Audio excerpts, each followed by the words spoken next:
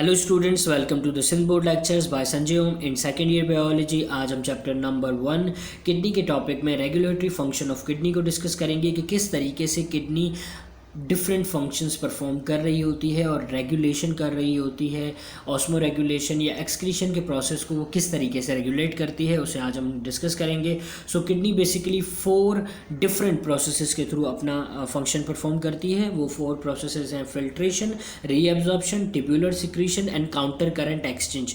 ये 4 वो प्रोसेसेस हैं जिनके थ्रू किडनी अपना फंक्शन परफॉर्म कर रही होती है। और अगर हम बात करें सिंध बोर्ड की, तो सिंध बोर्ड के अंदर ये सवाल आपसे पूछा जाता है कि आप किडनी के डिफरेंट फंक्शन बताएं जिसके थ्रू वो रेगुलेटरी फंक्शंस परफॉर्म कर रही होती है। डिफरेंट प्रोसेसेस पूछे जाते हैं, या फिर वो आपसे ये कहते हैं कि आपने इन चारों में से कोई एक प्रोसेस को डिफाइन करना है, या इसके साथ वो आपसे एमसीक्यूज फॉर्म में भी डिफरेंट क्वेश्चंस कर रहे होते हैं। और एमडी कैट के अंदर या एम कैट के अंदर यही पूरा टॉपिक आपसे एमसीक्यूज फॉर्म में पूछा जाता है। तो आई होप कि ये वीडियो आपके लिए बहुत ज़्यादा बेनिफिशियल होगी। तो चलें स्टार्ट करते हैं। तो सबसे पहले आपकी सेकेंड ईयर बायोलॉजी की बुक पेज नंबर 16 के ऊपर आप देखेंगे कि आपके पास एक बॉक्स मौजूद है, और इस बॉक्स में आपको एक जनरल नॉलेज दी हुई है। और इस जनरल नॉलेज में आपको ये कहा गया है कि तकरीबन ये कैलकुलेट किया गया है कि इंसान की एक किडनी से तकरीबन 1100 to 2000 लीटर ब्लड जो है वो फ्लो करता है ईच डे।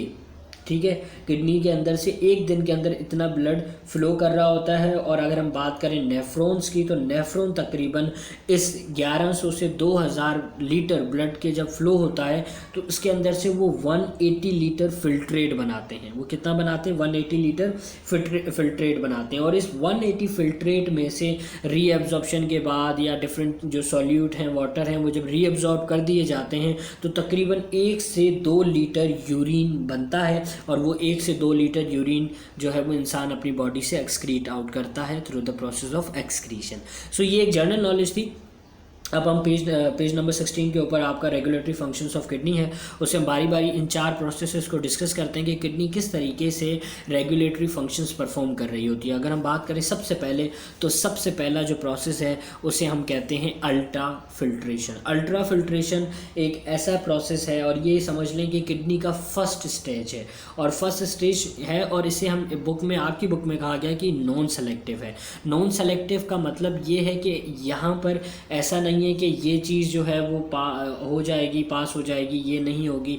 ऐसा कोई सिस्टम नहीं है कि ये चीज़ ही इसके अंदर से पास हो सकती है, बाकी नहीं हो सकती। इस तरह का कोई यहाँ पे प्रोसेस नहीं है। कोई सेलेक्टिव चीज़ें नहीं है कि यही जैसे वाटर जो है वही जस्ट फिल्ट्रेट होगा और कुछ नहीं होगा, या फिल्ट्रेशन वाटर की होगी। तो ऐसा कोई सेलेक्टिव नहीं है। यहाँ पर आने वाली जितनी भी चीज़ें होती हैं वो तकरीबन फ़िल्टर होती हैं, इसलिए ये प्रोसेस नॉन सेलेक्टिव कहलाता है। और इस प्रोसेस के अंदर क्या होता है, अगर मैं आपको डायग्राम के थ्रू बताऊं, जब हमने किडनी के प्रोसेस को किडनी के स्ट्रक्चर्स को देखा था, उसमें हमने नेफ्रॉन देखा था। और नेफ्रॉन में मैंने बताया था कि आपके पास ये स्ट्रक्चर होता है, जब किडनी के अंदर ब्लड इंटर होता है तो फिर वो ईच नेफ्रॉन के अंदर जाता है। और उसमें मैंने आपको 2 स्ट्रक्चर बताए थे, एक तो था ग्लोमेरुलस और second one is Bowman capsule. Bowman capsule ये है, आप देख सकते हैं, ये सर्कल है, ये बॉमन कैप्सूल है। ठीक है, और ये जो कैपिलरी नेटवर्क आपको अंदर दिख रहा है इसे हम ग्लोमेरुलस कहते हैं। तो क्या हो रहा था कि हम कह रहे थे कि ये ब्लड जो है वो नेफ्रॉन के अंदर नेफ्रॉन में कैसे एंटर होता है? Through afferent arteriole. और एफरेंट आर्ट्रियोल के थ्रू वो कहाँ जाता है? वो इस पार्ट में जाता है, इस कैपिलरी नेटवर्क में जाता है, जिसे हम ग्लोमेरुलस कहते हैं। और ग्लोमेरुलस के अंदर क्या होता है कि ये यहाँ से कैपिलरीज के थ्रू ये चला जाता है बॉमन कैप्सूल के अंदर। यहाँ से ये डिफ्यूजन के थ्रू जाता है, और जाने के बाद वो पीसीटी और डीसीटी के अंदर इंटर हो रहा होता है। तो यहाँ पर बेसिकली फंक्शन ये हो रहा होता है कि यहाँ पे बेसिकली 2 ऐसे फैक्टर्स हैं जो रिस्पॉन्सिबल होते हैं। जब ब्लड यहाँ से इफ्रंट आर्ट्रियोल के अंदर थ्रू इंटर होता है ग्लोमेरुलस में, तो ग्लोमेरुलस के बाद वो बॉमन कैप्सूल में जाता है। तो जब ये बॉमन कैप्सूल के अंदर जाता है तो इसके बाद ये फिल्ट्रेशन का प्रोसेस स्टार्ट होता है। और इस फिल्ट्रेशन के प्रोसेस के अंदर 2 फैक्टर्स इन्वॉल्व हैं। और वो 2 फैक्टर्स क्या हैं? वो 2 फैक्टर्स हैं capillary wall of glomerulus and wall of Bowman capsule. Bowman capsule की ये जो बॉमन कैप्सूल है इसकी दीवार, और इसके साथ ये जो आपके पास ग्लोमेरुलस है, जो ये कैपिलरी नेटवर्क है, इसकी वॉल्स, ये 2 जो हैं रिस्पॉन्सिबल होती हैं, ये 2 फैक्टर से रिस्पॉन्सिबल होते हैं यहाँ पर अल्ट्रा फिल्ट्रेशन के थ्रू। तो हो क्या रहा होता ये है कि जब ब्लड यहाँ से कैपिलरी नेटवर्क के अंदर आता है तो आपको मालूम है कि ब्लड के अंदर डिफरेंट चीज़ें मौजूद हैं। ब्लड के अंदर डिफरेंट डिफरेंट सॉल्यूट हैं, वाटर हैं, आयंस हैं, मतलब डिफरेंट चीज़ें मौजूद हैं। तो यहाँ पर ये कैपिलरी नेटवर्क और ये बॉमन कैप्सूल, ये सिर्फ दो चीज़ों को इस ब्लड के थ्रू इन मॉलिक्यूल्स को पास होने नहीं देते। जैसे कि अगर हम बात करें ब्लड की, तो ब्लड के अंदर डिफरेंट मॉलिक्यूल्स मौजूद हैं, वो सारे के सारे मॉलिक्यूल्स यहाँ से पास आउट हो जाते हैं, मतलब यहाँ से कैपिलरी नेटवर्क से बॉमन कैप्सूल के अंदर आ जाते हैं और इस वॉल को क्रॉस कर कर फिर वो आगे चले जाते हैं, सिवाय दो चीज़ों के। दो क्या? ब्लड सेल्स, जितने भी ब्लड सेल्स हैं, WBC, RBC, प्लेटिलेट्स, ये, और प्लाज्मा प्रोटीन। प्लाज्मा प्रोटीन का मतलब है कि जो ब्लड है, उस ब्लड के अंदर डिफरेंट प्रोटीन के मॉलिक्यूल्स होते हैं, जैसे कि एल्ब्यूमिन वगैरह। तो एल्ब्यूमिन को आप गूगल पे सर्च कीजिएगा तो आपको मिल जाएंगे। तो ये दो, मतलब ब्लड सेल्स और प्लाज्मा प्रोटीन के अलावा जितने भी मॉलिक्यूल्स ब्लड के अंदर होते हैं, उसे यहाँ से पास होने की इजाज़त होती है, सिवाय इन दो के, मतलब ये दो पास नहीं होंगे। फिर उसके बाद क्या होगा कि अगर हम बात करें इस ग्लोमेरुलस की, मतलब इस कैपिलरी नेटवर्क की, तो इसके अंदर ब्लड प्रेशर, जो ब्लड होता है उसका प्रेशर हाई हो जाता है। हाई क्यों होता है? रीज़न ये होता है कि यहाँ से जब इफरेंट आर्ट्रियोल आती है तो इसका डायमीटर ज़्यादा होता है, लेकिन वो अंदर जाती है तो उसका डायमीटर कम हो जाता है, तो प्रेशर ऑटोमेटिकली इंक्रीज हो जाता है, because the diameter efferent arteriole is much lesser than the efferent. और इसके अलावा एक चीज़ और होती है कि कैपिलरी नेटवर्क में तो यहाँ पर आकर डायमीटर कम हो जाता है, लेकिन उसके बाद यहाँ से देख रहे होंगे कि इसका साइज़ जब इंटर हो रही थी ये आर्ट्रियोल, और जब ये यहाँ से एग्जिट हो रही थी, देखो ये एग्जिट होने के वक्त भी इसका जो डायमीटर है वो एफरेंट से कम है। इस वजह से यहाँ से ज़्यादा ब्लड जा रहा है, यहाँ से कम निकल रहा है, क्योंकि डायमीटर कम हो गया। इस वजह से ग्लोमेरुलस के अंदर ब्लड प्रेशर हाई हो जाता है, और इस ब्लड प्रेशर के हाई होने की वजह से हाइड्रोस्टैटिक प्रेशर जनरेट हो जाता है। और जब ये हाइड्रोस्टैटिक प्रेशर जनरेट होता है तो ये प्रेशर क्या करता है कि ब्लड के अंदर जितने स्मॉल मॉलिक्यूल्स होते हैं उनके ऊपर फोर्स जनरेट करता है, और जब ये फोर्स जनरेट करता है तो जैसे यहाँ पर आए, यहाँ पे फोर्स लगी, तो ब्लड के अंदर जितने भी मॉलिक्यूल्स होंगे, सिवाय ब्लड सेल्स और प्लाज्मा प्रोटीन के, क्योंकि वो बड़े मॉलिक्यूल्स होते हैं, उसके अलावा जितने भी स्मॉल मॉलिक्यूल्स होंगे उनके ऊपर प्रेशर लगेगा, और प्रेशर लगने से वो ग्लोमेरुलस से बॉमन कैप्सूल की वॉल को क्रॉस करके वो बॉमन कैप्सूल से होते हुए या PCT और DCT की तरफ मूव हो जाएंगे। तो बेसिकली ये प्रोसेस हो रहा होता है अल्ट्रा फिल्ट्रेशन के अंदर। अल्ट्रा फिल्ट्रेशन के अंदर ये पूरा जो प्रोसेस है वो किडनी परफॉर्म कर रही होती है, किडनी के अंदर जो है ये फंक्शन जो है वो परफॉर्म हो रहा होता है। अब हम आते हैं second one is reabsorption. Reabsorption जैसे नाम से जाहिर हो रहा है कि मतलब कोई चीज़ रीअब्जॉर्ब हो रही है। तो जैसे हमने किडनी को, नेफ्रॉन को डिस्कस किया था, और नेफ्रॉन में हमने कहा था कि आपके पास प्रॉक्सिमल कॉन्वोल्यूटेड ट्यूब्यूल होता है, फिर लूप ऑफ हेनले आता है जिसमें डिसेंडिंग एंड असेंडिंग लिम्ब होते हैं, फिर DCT और उसके बाद कलेक्टिंग डक्ट। ये चार वो पोर्शन थे हमारे नेफ्रॉन के जिसे हमने लेबलिंग के अंदर डिस्कस किया था। तो ये चार पोर्शन के अंदर रीअब्जॉर्प्शन हो रही होती है। अब कैसे होती है, हम इन चारों को डिस्कस करते हैं। अगर हम बात करें PCT की, डायग्रामेटिक वे से समझा देता हूँ ताकि आपके लिए ईजी हो। सो क्या होता है कि जब बॉमन कैप्सूल से डिफरेंट स्मॉल मॉलिक्यूल्स या जितनी भी चीज़ें हैं वो यहाँ पर इस PCT, ये हिस्सा है, इस हिस्से को हम PCT कहते हैं। तो जब प्रॉक्सिमल कॉन्वोल्यूटेड ट्यूब्यूल के अंदर ये ब्लड आता है तो ब्लड के साथ डिफरेंट मॉलिक्यूल्स भी आते हैं। उन मॉलिक्यूल्स के अंदर हमारे पास अमीनो एसिड, वाटर, ग्लूकोज और सॉल्ट मौजूद होते हैं। क्या चीज़? Amino acid, water, glucose and salt. तो ये तमाम चीज़ें, ये चार चीज़ें यहाँ पर रीअब्जॉर्ब हो जाती हैं through a process active reabsorption होती है। एक्टिव का मतलब कि ATP रिक्वायर्ड होता है, डिफ्यूजन के थ्रू ही तो होती हैं, लेकिन ATP रिक्वायर्ड होता है, वहाँ पर हमें ATP की ज़रूरत होती है। तो ATP के थ्रू अमीनो एसिड, वाटर और ग्लूकोज एंड सॉल्ट, ये चार चीज़ें यहाँ पर रीअब्जॉर्ब हो जाती हैं। उसके बाद अगर हम आते हैं लूप ऑफ हेनले की तरफ, तो ये हमें मालूम है लूप ऑफ हेनले है। इस लूप ऑफ हेनले में ये डिसेंडिंग पोर्शन है और ये असेंडिंग पोर्शन है। तो डिसेंडिंग लूप ऑफ हेनले में वाटर और सॉल्ट को रीअब्जॉर्ब कर दिया जाता है, ठीक है, वाटर और सॉल्ट को रीअब्जॉर्ब कर दिया जाता है। उसके बाद जब असेंडिंग लूप ऑफ हेनले में आते हैं तो असेंडिंग लूप ऑफ हेनले में क्या होता है कि जस्ट सोडियम और क्लोराइड Na और Cl, जस्ट ये जो हैं वो रीअब्जॉर्ब होते हैं और इसे क्रॉस कर पाते हैं। जबकि अगर हम बात करें वाटर की, तो वाटर यहाँ से रीअब्जॉर्ब नहीं होता, वाटर जस्ट यहाँ पे रीअब्जॉर्ब होता है। तो यहाँ पे वाटर रीअब्जॉर्ब नहीं हो रहा होता, यहाँ पे NaCl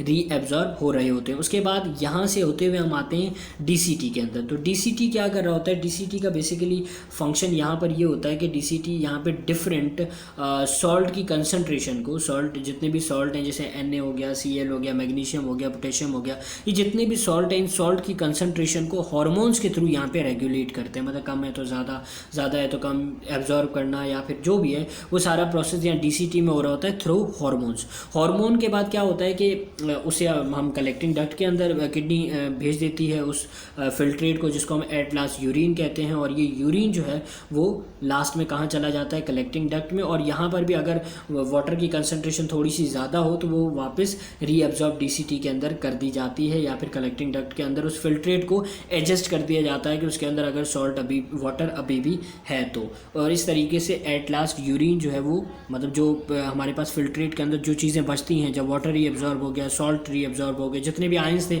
वो सारे रीअब्जॉर्ब हो गए, तो जो रह गया वो क्या, वो है यूरिन। वो यूरिन इस कलेक्टिंग डक्ट से आउट हो जाता है। So number third process is tubular secretion. Tubular secretion का क्या, ट्यूबुलर का मतलब है ट्यूब, सिक्रीशन का मतलब है सिक्रीटेड। सिक्रीटेड का जैसे एक वर्ड होता है एब्जॉर्प्शन, एब्जॉर्प्शन का मतलब उस जगह से हमने किसी चीज़ को एब्जॉर्ब कर लिया, ठीक है।